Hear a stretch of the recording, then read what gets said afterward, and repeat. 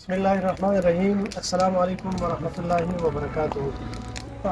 الحمدلله نن ورځ د نصیر خیریه بنسټ کاري ټیم په تورخم کې دلته موجود دی او الحمدلله د هغه افغانانو ورونو چې په پاکستان کې د مهاجرت ژوند تېرولو او اوس دغه خپل وطن ته راستنېږي، نو موږ د هغوی د خدمت لپاره دلته راغلي یو.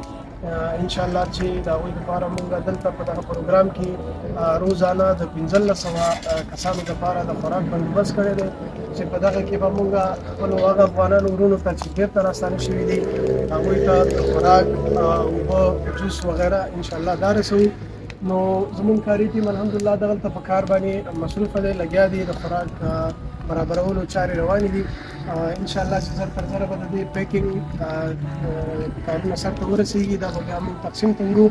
موږ د خپلو هغه ملګرو دوستانو نه ډېره مننه کوو کومو چې موږ سره په دغه پروسه کې برخه اخیستې ده، خپل تعاون یې موږ سره شریک کړی دی.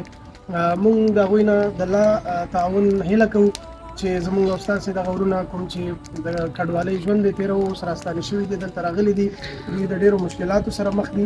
نو په دې خاطر باندې موږ دغه ورونو ته په دغه ورونو غږ کوو، په خپلو ټولو افغانانو ورونو باندې چې هغوی موږ سره خپل مالي امداد شریک کړي تر څو چې موږ دغه خپلو راستانه شوو ورونو خدمت وکړو. ستاسې څخه ډېره زیاته مننه. السلام علیکم ورحمة الله.